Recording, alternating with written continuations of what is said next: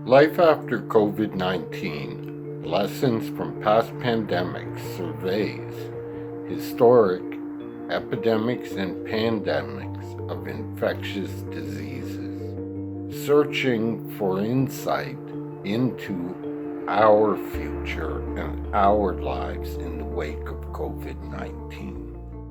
The career of Napoleon Bonaparte serves to demonstrate two important points about pandemics. One, they can have profound geopolitical and strategic impacts, indeed impacts that echo today 2 centuries later. And second, the number of fatalities does not necessarily reflect the impacts an epidemic can have. Napoleon's campaign, his disastrous invasion of Russia, is a story often told. 750,000 troops crossed the Niemen on June 22, 1812. Very quickly, dysentery broke out amongst them. Dysentery follows an oral fecal transmission route.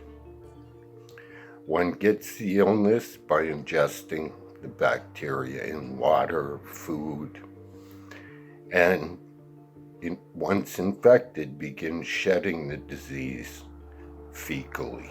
In fact, it induces severe diarrhea. Now, the Grand Army of 750,000 amounted to a marching column approximately 20 miles long.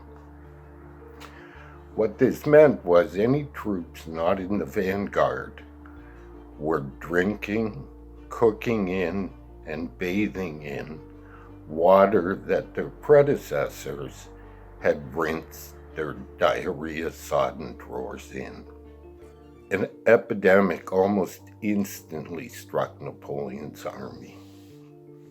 By the time they got to Borodino, only 60 miles from Moscow, where the Russian army chose to stop and fight, Napoleon had literally had hundreds of thousands of casualties due to dysentery.